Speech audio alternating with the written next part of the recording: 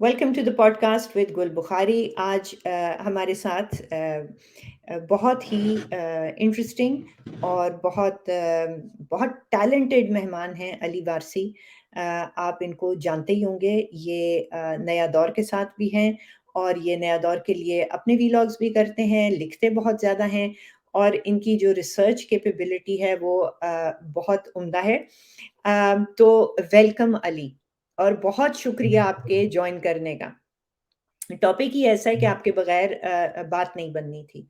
तो अली, मैं सबसे पहले छोटा-सा इंट्रोडक्शन कराती हूँ हाँ, नाज़रीन के लिए कि हम क्या करने जा रहे हैं। बेसिकली हुआ ये है कि एक ऑर्गनाइज़ेशन है जो अपने आप को बताती है कि वो एक इंटरनेशनल ह्यूमन राइट्स ऑर्गनाइज़ेशन है। उसने अपना नाम इंटरनेशनल ह्यूमन राइट्स फाउंडेशन रखा हुआ है और उसका जो वो बनता है वो IHRF के नाम से ट्वीट करती है और खबरें छापती है और सोर्स बनती है दूसरों के लिए।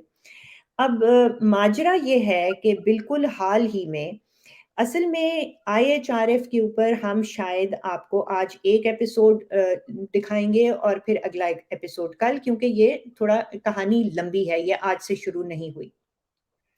तो आज से 1-2 दिन पहले इन्होंने दोबारा पाकिस्तान के ऊपर ट्वीट्स करनी शुरू की और हम आपको साथ-साथ दिखाते जाते हैं कि ये पाकिस्तान में जो ह्यूमन राइट्स वायलेशंस हैं, जो कि इस मुल्क में 75 साल से हो रही हैं। ये कहने का मकसद नहीं है कि जो भी वो हाइलाइट कर रहे हैं, वो कोई गलत हाइलाइट कर रहे हैं, लेकिन जब आप इसकी तफ्तीश करते हैं, तो आपको इस सो कॉल्ड ऑर्गनाइज़ेशन की जो असलियत है, वो समझ आती है। तो हम आपको शुरू में सबसे पहली दिखाते हैं इनकी एक लेटेस्ट ट्वीट, जिसमें इन्होंने एक पोल किया हुआ है। इंटरनेशनल ह्यूमन राइट्स ऑर्गेनाइजेशन है और इनका पोल ज़रा मुलाहिज़ा कीजिए आप। पोल ये करा रहे हैं, ये देखिए, कि अगर पाकिस्तान में आज इलेक्शन हो तो कौन-सी पार्टी जीतेगी? अ, और उसमें आप नताइज भी देख सकते हैं। उसमें उन्होंने पीटीआई और कौन-सी 2 अली इन्होंने दिखाई हैं, मैं मेरे नज़र से गुज़र गया। जीपीए पीटीआई में नहीं दिखाई, है और उसके अलावा यकीनन ऑब्वियसली पीपीपी है। पीपीपी है। तो भारी अक्सरियत से इसमें पीटीआई जीत भी रही है, क्योंकि इसके नीचे आप देखें 23-24 हज़ार लाइक, 17,000 रीट्वीट्स वगैरह-वगैरह। अब अगर आप खुद इस ट्वीट को जाकर देखेंगे, तो आप ये देखेंगे कि ये वही पीटीआई की मशीनरी है जिसने इसको मकबूल किया और इसको वायरल किया और इसको हज़ारों लाइक्स दिए। पहला सवाल नाज़रीन के आगे अली रखेंगे कि इंटरनेशनल ऑर्गनाइज़ेशंस जो ह्यूमन राइट्स की हैं, वो किस तरह से बिहेव करती हैं? जी अली, वो देखिए क्या जो वो इस तरह के इंटरनेशनल पोल्स करती हैं? पहली बात तो ये है कि वो इतनी इंटरेस्टेड नहीं होती किसी एक मुल्क की सियासत के बारे में कि वो पोल्स करने लग जाएं कि यहाँ पर कौन इलेक्शन जीत रहा है। बिसाइड्स इसमें एक प्रॉब्लम ये होता है कि क्योंकि वो ऑर्गेनाइजेशंस होती हैं जो कि आउटलास्ट करती हैं किसी भी रजीम को, किसी भी गवर्नमेंट को नॉर्मली, और दे आर एक्सपेक्टेड टू। तो नॉट लाइक दिस वन, मतलब ये तो 6 दिन की वो है ना, जुमा जुमा 8 दिन हुए इसको तो बने हुए, लेकिन होता ये है कि फॉर एग्जांपल कल को पाकिस्तान के अंदर जो है वो अगर पीटीआई की गवर्नमेंट आती है और वो ये सब कुछ करती है, तो ये इनकी अपनी जो ऑर्गेनाइजेशन होगी उसकी क्रेडिबिलिटी की बात होती है कि इस तरह से किसी सियासत किसी और लोग होते हैं जो कि उनको इन्फॉर्म कर रहे होते हैं, उनके मुख्तलिफ जगहों पर जो है वो रिपोर्टर्स होते हैं, तो या उनके रिपोर्टर्स और मुख्तलिफ कॉरेस्पॉन्डेंट्स होते हैं जिनसे वो इन्फॉर्मेशन कलेक्ट करते हैं, उनके पार्टनर्स होते हैं। तो ऐसा जो है वो नॉर्मली मैंने नहीं देखा, कभी मैंने अपनी जिंदगी में ऑनेस्टली नहीं देखा। बहुत सारी चीजें इन्होंने ऐसी की है, this is just one one of those things. क्योंकि हम लोग बहुत सी इंटरनेशनल ऑर्गेनाइजेशंस के साथ फ़ैमिलियर हैं। मैंने भी कभी नहीं देखा, मेरा नहीं ख़्याल किसी ने भी देखा है कि कोई ऑर्गेनाइजेशन बैठ के ट्विटर पोल्स कर रही हो कि इस मुल्क में कौन जीतेगा। और एग्जैक्टली। तो इस ट्वीट को ही अगर आप ले लें, लेटेस्ट ट्वीट को, तो यहाँ से सवालात पैदा होने शुरू हो जाते हैं कि क्या ये एक मुस्तनद इंटरनेशनल ह्यूमन राइट्स ऑर्गेनाइजेशन है। इसके बाद मेरा ख्याल है मैंने आपको अली भेजी थी जो तीसरी शायद या चौथी, तीसरी चौथी है ट्वीट इनकी, उसमें इन्होंने इमरान खान को अ, खसूसन कोट ट्वीट किया हुआ है, वो भी हम स्क्रीनशॉट आपको दिखाते हैं। और हम्म। इन्होंने लिखा है कि अंग्रेजी में, कि दिस इज, अच्छा ये वाली नहीं है, ये भी नहीं है, इससे पहले है, इससे पहले। आप एक्सप्लेन करें वो हाँ जी, हम ये वाली, हाँ, दिस इज वाली, इससे जो अभी पहले आपने दिखाई थी, ये लिखा हुआ है, इन्होंने नीचे नोट कीजिए, इमरान खान की ट्वीट है, इमरान खान अपने जलसे के बारे में ट्वीट कर रहे हैं जो पेशावर का जलसा हुआ, और ऊपर ये IHRF जाके लिखती हैं कि ये है जो गवर्नमेंट ऑफ पाकिस्तान यानी इमरान खान का जलसा आपको नहीं दिखाना चाहती वो, यानी एक जलसा जो इमरान खान ट्वीट कर रहे हैं उसके ऊपर IHRF जाके लिख रही है कि ये है वो जलसा जो पाकिस्तान की हुकूमत आपको नहीं नहीं चाहती कि आप देखें। और हमारा इस पे कोई पॉलिटिकल व्यू नहीं है, लेकिन स्पीच ऑफ इमरान खान जो पेशावर में हुई उसमें 3 बातें क्लियर हैं कि एक तो वो लेजिटिमेट स्पीच है, और दूसरा वो पीसफुल है, और तीसरा वो सेंसर नहीं होनी चाहिए। नोट फरमाइए कि पाकिस्तान में शायद 75 साल से ये वायलेशन है जो इमरान खान की स्पीच, मैं अली का भी लेती हूँ ओपिनियन कि ये मेरे ख्याल से ये एक वायलेशन है, स्पीच दिखानी चाहिए। लेकिन 75 साल से यहाँ पे स्पीचेस हो रही हैं जो मुख्तलिफ मीडिया होते थे पहले, ये नहीं होते थे यूट्यूब या इलेक्ट्रॉनिक मीडिया, उस वक्त से सेंसरशिप चल रही है, ऐसी चल रही है कि कायदे आजम की 11 अगस्त वाली स्पीच ही सेंसर कर दी और उड़ा दी। तो ये तो 1947 से काम चलता आ रहा है, लेकिन IHRF जो है वो इमरान खान की पेशावर की स्पीच पे कह रही है कि जी ये हुकूमत पाकिस्तान आपको नहीं दिखा रही। वंस अगेन इंटरनेशनल ऑर्गेनाइजेशंस एक एक स्पीच के पीछे नहीं जाती, शायद जाना चाहिए, लेकिन जो इंटरनेशनल स्टैंडर्ड्स हैं वो हम आपको पॉइंट आउट कर रहे हैं। इसके बाद अली, इस पे आप तबसरा कर लीजिए, जो इन्होंने यूट्यूब पाकिस्तान में जब पेशावर का जलसा हुआ, तो क्योंकि इमरान खान की स्पीच के ऊपर पेमरा ने एक कदगन लगाई है कि उनकी स्पीचेस को अब से लाइव नहीं दिखाया जाएगा, जो कि वो बहुत सी चीजें हमेशा से लाइव नहीं दिखाते, अरसे दराज से चंद सेकंड के डिले से दिखाते हैं, ताकि उसमें इलीगल कंटेंट हो, इंसाइटमेंट टू वायलेंस हो, गाल गलोच हो, कोई भी चीज जो पार्लिमानी जबान ना हो, ये चीजें बीप आउट की जा सकें। तो इसी तरह पेमरा ने इमरान खान बहुत ही हाल में इमरान खान की स्पीचेस के ऊपर यही कदगन लगाई, और टेलीविजन कैमरास स्टेशंस को कहा कि जी लाइव नहीं दिखानी है आपने। तो अब हम अली इसके ऊपर आप ही कर लें तबसरा, जो इन्होंने यूट्यूब की ब्लॉकेज के ऊपर ट्वीट की है, उसमें शहबाज शरीफ की तस्वीर है नीचे, और एक इन्होंने न्यूज आइटम दिया हुआ है। इसके बारे में क्या कहेंगे आप अली? देखें गुल, पहले तो मैं अपनी पोजीशन यहाँ पर क्लियर करना चाहूंगा कि मैं extremely I was offended by this action by the government. Government ही हम कहेंगे, क्योंकि अगर वो नहीं है तो फिर they should come out and say कि नहीं जी हमने नहीं किया। जिसके मुताबिक उन्होंने यूट्यूब को पाकिस्तान के अंदर सस्पेंड कर दिया तकरीबन 1 डेढ़ घंटे के लिए गुज़श्ता रोज़। और जी, ये भी मैं यहाँ पर ज़रूर कहूँगा कि ये पहली दफ़ा नहीं हो रहा। पाकिस्तान के अंदर ऐसा माज़ी में बेशुमार मर्तबा हो चुका है। मैं नया दौर मीडिया के लिए काम करता हूँ और नया दौर की अपनी वेबसाइट को 2 मर्तबा माज़ी में ब्लॉक बंद किया। किया जा चुका है। एक मर्तबा 2018 में और एक मर्तबा 2020 में। और दोनों मर्तबा जिसने करवाया था वी नो कि किसने करवाया था। हमने इमरान खान का नाम नहीं लिया उस बारे में कभी भी। वी डोंट थिंक कि इमरान खान करवाते थे। वी आल्सो डोंट थिंक कि ये शहबाज शरीफ करवा रहे हैं।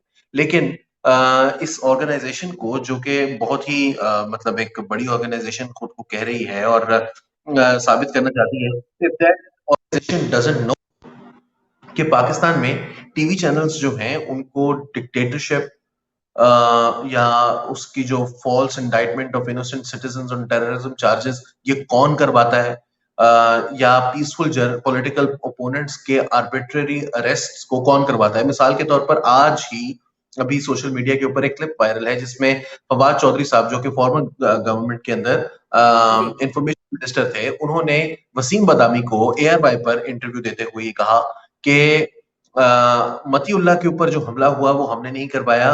जो उनको उठाने की कोशिश की गई, असद अली तूर को जब जो है वो उसके ऊपर हमला हुआ वो हमने नहीं करवाया। अबसार आलम को गोली लगी वो हमने नहीं करवाया। और जो लोग नौकरियों से निकाले गए वो हमने नहीं निकाले, बल्कि तो रेटिंग की इनको वजह से पता निकाले था, गए। कि अब्सार को गोली लगी?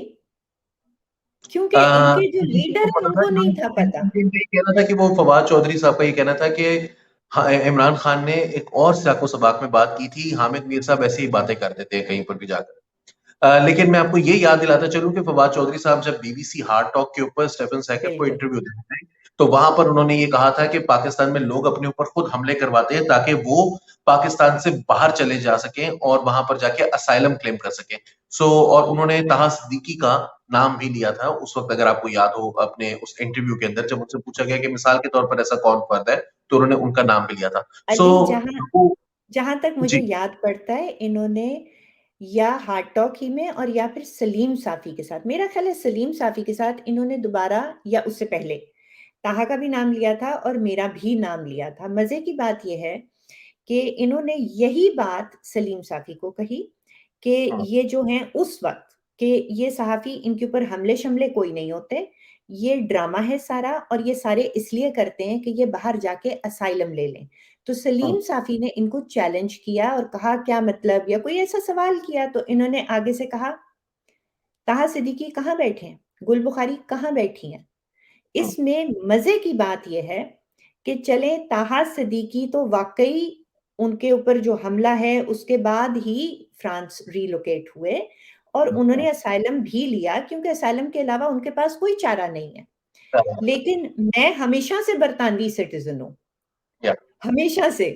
तो मैंने, कैसे हो सकता है कि मैं असाइलम लेने के लिए कोई ड्रामा करूँ? हालाँकि हाँ, जिस पे भी होता है वो असाइलम ले या ना ले, ये ड्रामे नहीं है, लेकिन फवाद चौधरी का ये स्टांस हमेशा से रहा है। बिल्कुल ऐसा ही है, बिल्कुल ऐसा ही है। So the thing I was trying to say is कि पाकिस्तान में कोई ये पहली मर्तबा नहीं हो रहा, ये माज़ी में भी ब्लॉकेजेज़ यहाँ पर हम देखते रहे हैं। हम यहाँ बिल्कुल। पर वेबसाइट्स को भी बंद होते देखते रहे हैं। मेरी अपनी एक वेबसाइट, मैं उसका नाम नहीं लूँगा हुँ, क्योंकि मैं उसको एनोनिमसली चला रहा था, लेकिन वो बंद हो चुकी है। तो और मैं अकेला, मेरी अकेले की वेबसाइट नहीं है, मतलब ऐसी बहुत सारी वेबसाइट्स हैं जो जी, जी। बंद हुई हैं। तो सो ये एक बड़ा जो है ना वो यहाँ पर ट्रेंड रहा है, लेकिन मैंने इतनी आउटरीच जो है वो पहली दफा देखी है किसी एक ये ऑर्गेनाइजेशन की बात जानिब से। और अभी भी आप देखें कि यही ऑर्गेनाइजेशन है जो सारी आउटरीच जिसको है, बाकी इतनी सारी दुनिया की एमनेस्टी ने कोई इस तरह की स्टेटमेंट्स एक दो आई हैं ऑब्वियसली, और जो उनका काम है वो जी। कर रहे हैं। ये कुछ ज्यादा ओवर लेकिन आप जेलस। एक बात नोट करें ना कि जब यूनाइटेड नेशंस या एचआरडब्ल्यू, इस तरह की जो जानी पहचानी रिस्पेक्टेड ऑथेंटिक ऑर्गेनाइजेशंस हैं, वो हमेशा एक पूरा पूरा स्टेटमेंट, पूरा, यानी ऐसी चीज शाया करते हैं जिसमें बहुत सारी फिर वो इकट्ठी ह्यूमन राइट्स वायलेशंस के एग्जाम्पल्स देते हैं और उनको साइट करते हैं। वो एक जलसे पे कभी कोई नहीं करता या एक इंसिडेंट्स पे, अक्सर ऐसा नहीं होता अनलेस कोई बहुत मेजर इंसिडेंट्स हो जाए। हाँ, कॉन्डेमनेशंस आती हैं सिंगल इंसिडेंट्स की, अगर वो बहुत कोई चीज हो। लेकिन इस वेबसाइट का खासा ये है कि हम आपको तवातुर में दिखाते चले जाएंगे कि किस तरह इन्होंने काम बिल्कुल, गो के इनके क्लेम्स, वो अली आपको बेहतर बताएंगे, क्लेम्स इनके ये हैं कि ये 2004 से काम कर रहे हैं, लेकिन इस हवाले से जिस तवातुर से वो कर रहे हैं वो सिर्फ पीटीआई की सपोर्ट में इस वक्त स्टेटमेंट्स और ट्वीट्स शाया कर रहे हैं। अली जो हमने अभी लास्ट दिखाई थी उसके बाद हम, अच्छा, और एक छोटी सी बात अली ने आप लोगों से कहा और 99% मैं एग्री करती हूँ कि हमें पता है कि यहाँ सिविल हुकूमतें सेंसरशिप नहीं कराती। लेकिन मज़े की बात ये है कि जो इमरान खान का दौर था उसमें चंद सेंसरशिप के वाक़यात ऐसे थे जो कि वाक़ई सिविल हुकूमत ने कराए थे, जिसके ऊपर अब काफ़ी इन्फॉर्मेशन अवेलेबल है। जिनमें से सबसे मशहूर ज़रदारी साहब का इंटरव्यू है, वो हामिद मीर साहब कर रहे थे और वो जो ही शुरू हुआ तो उसके 5 या चंद मिनट के बाद it was 7 pulled. Minutes to be exact. जी? या 7 मिनट्स जी। To be exact. Okay, fabulous. और उस वो इंतहाई दिलचस्प इसलिए है एग्जाम्पल क्योंकि आज से 2 साल पहले जब वो इंटरव्यू हुआ था तो उसमें, या 2.5 साल पहले, आई कैन नॉट रिमेम्बर, उसमें जरदारी साहब आपको ये जो सारा किस्सा है ना, वुटन क्रिकेट और अबराज, और उनका नाम क्या है अबराज वाले साहब का जो अब उस आरिफ नकवी का किस्सा बता रहे थे उस इंटरव्यू में आज से 2 ढाई साल पहले, जो अब आकर सही तरीके से खुला है और फाइनेंशियल टाइम्स ने उस पे स्टोरी की है, लेकिन मैं डिवर्ज कर गई हूँ। अच्छा, इससे आगे बहुत ही अब इसको थोड़ा-सा अगर रोकें यहाँ पे और फिर हम 1-2 स्क्रीनशॉट्स आपको दोबारा दिखाएँगे। मैं चाहती हूँ कि अली ने इसके ऊपर खुद एक स्टोरी की थी जो तकरीबन शायद अली 2 हफ्ते पुरानी है, नया दौर में छपी थी। लेकिन मैं चाहती हूँ कि अली अपनी ज़बानी उसमें जो इन्होंने उस वक़्त तहकीकात की थी इस ऑर्गनाइज़ेशन के ऊपर वो आपको ज़रूर बताएँ। अली, प्लीज़। अच्छा, ये मैं सामने चला भी रहा हूँ इस ओके, स्टोरी को, जी, क्योंकि ये जो स्टोरी है इसके अंदर इम्पोर्टेंट चीज़ ये है कि ये हमने की थी 24 अगस्त 2022 को। इसके अंदर जो अहम बात जो कि मैं पहले बता देना चाहता हूँ वो ये है कि ये और जो स्टोरी जिस वक़्त की गई थी तो ये सारी रिसर्च मैंने नहीं की थी।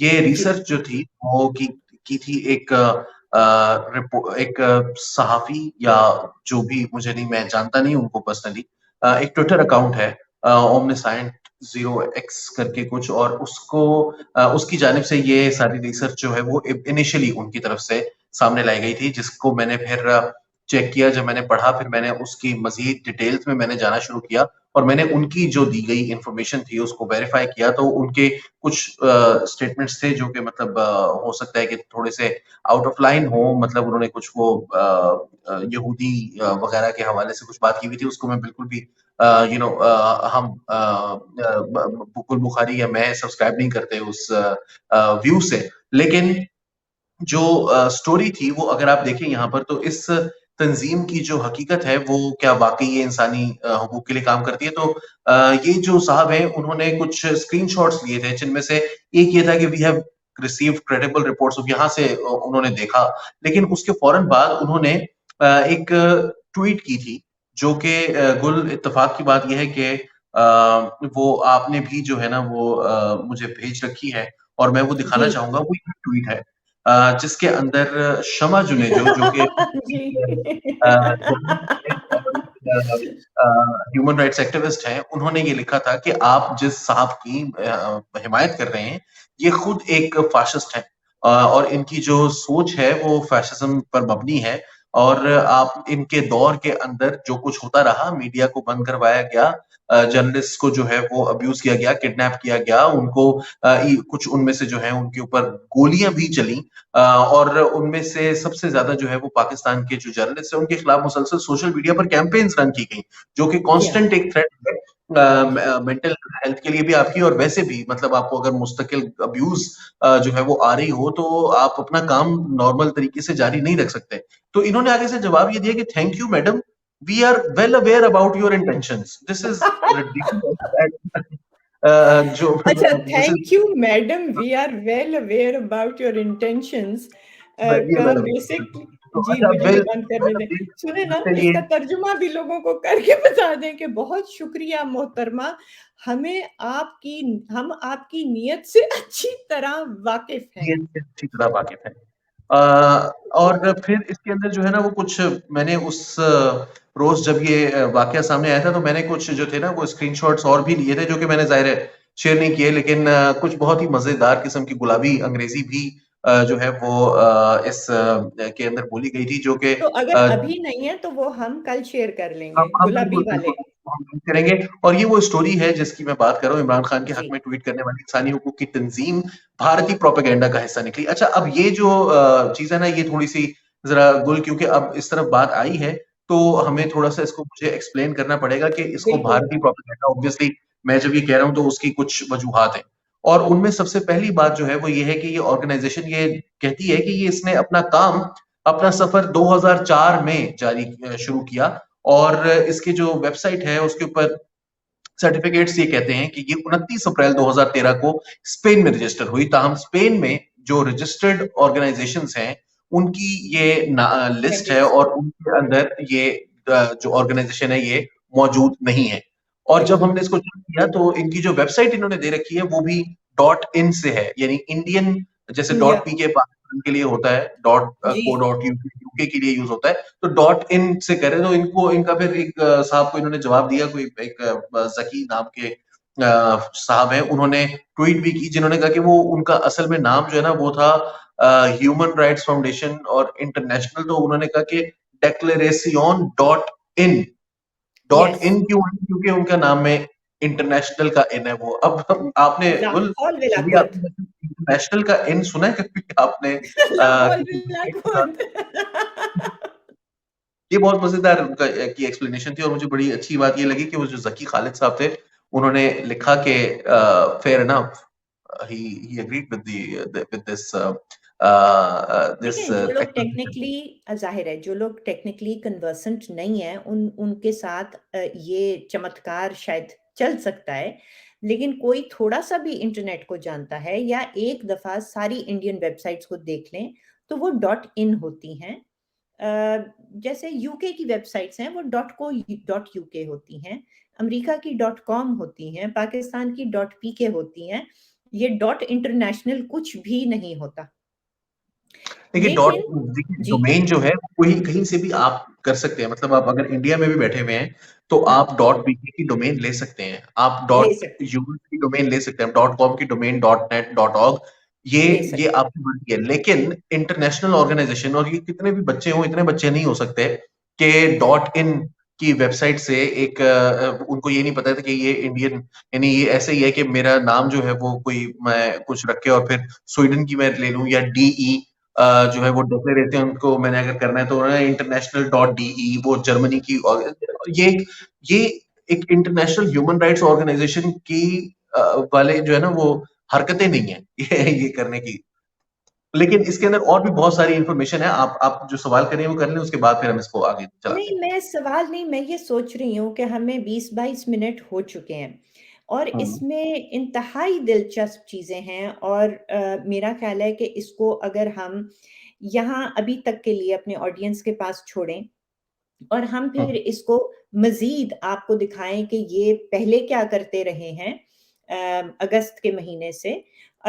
किसके साथ इन्होंने अपने नाम को मिलाकर अपने आप को तख्लीक दिया, लोगों को कन्फ्यूज़ करने के लिए एक जेन्युइन इंटरनेशनल ह्यूमन राइट्स की ऑर्गनाइज़ेशन या रादर फेडरेशन के साथ जिसके नीचे अम्ब्रेला में और ह्यूमन राइट्स ऑर्गना तो इतना कुछ है आपको बताने के लिए और मोर कि अभी इम्पोर्टेंटली इंडिया लिंक, ये सिर्फ डॉट इन नहीं है, इसके हाँ, मालकान कौन है, वो कहाँ पर रजिस्टर्ड है, ये कंपनी कहाँ रजिस्टर्ड है, क्योंकि मैंने आपको बताया कि ये स्पेन में रजिस्टर्ड नहीं है, तो किसी और बिल्कुल। मुल्क में डेफिनेटली होगी। वो कहाँ रजिस्टर्ड है, उसके मालिकान के नाम क्या हैं, वो कहाँ रहते हैं, उनके एड्रेस क्या है, वो सब कुछ जो है वो हम नेक्स्ट और उनकी एपिसोड। हकीकत क्या है, वो हम नेक्स्ट में बताएँगे और ये और मज़ीद क्या-क्या करते रहे हैं, इसका फिर हम आपको इसकी बैक स्टोरी जो ईयू डिसइन्फॉर्मेशन लैब से जाके कनेक्ट होती है, वो बताएँगे। तो इंशाल्लाह इसको हम कल कंटिन्यू करेंगे। आज तक के लिए इतना ही क्योंकि हमें 20-25 मिनट तो 22-23 मिनट तो हो ही गए हैं। बट ये बहुत इंटरेस्टिंग स्टोरी है कि एक इंटरनेशनल अभी तक के लिए आपको थोड़ा-सा खुलासा कर दूँ कि एक एक ऐसी ऑर्गेनाइजेशन जो इंडिया से ऑपरेट कर रही है, पाकिस्तान में ह्यूमन राइट्स वायलेशंस को हाइलाइट कर रही है। आजकल इमरान खान के खिलाफ जो वायलेशंस हो रही हैं, इमरान खान और पाकिस्तान के लिए वो पोल्स करा रही है। इंतहाई अजीब किस्म की ये डेवलपमेंट है। तो अभी तक तो हमने आपको इतना अंदिया दे दिया कि ये कोई ऑथेंटिक ऑर्गेनाइजेशन नहीं है और जिस तरीके से इसको रीट्वीट्स और लाइक्स मिल रहे हैं, वो जो यहाँ पाकिस्तान में एग्जिस्ट करती है एक इंफ्रास्ट्रक्चर पीटीआई का जो ऐसे ट्वीट्स को ऐसी ऑर्गेनाइजेशंस को जिनके साथ कई बार वो पार्टनर कर रहे होते हैं, जो उनका कभी फ्रंट होती हैं, जो कभी वो उनसे नहीं भी कनेक्टेड होती हैं, लेकिन उनको सूट करती हैं, तो उसके नीचे पहिए लगा देते हैं और उसको इंतहाई फैला देते हैं और उसको वायरल कर देते हैं। तो ये जो इस वक़्त एक फेक ऑर्गनाइज़ेशन है जिसको वायरल किया जा रहा है वो उ उसका थोड़ा-सा हम जो शक्ल है वो आपके सामने लेके आए हैं और कोशिश करेंगे कि कल जब हम दूसरा इसका एपिसोड करें तो हम इसको रैप अप कर लें और आपको मज़ीद बहुत सारी चीज़ें दिखाएँ। Is that good Ali? Good to go? या या ऑलराइट देखने का बहुत-बहुत शुक्रिया Ali, thank you for joining me इंशाल्लाह कल दोबारा मुलाकात होती है।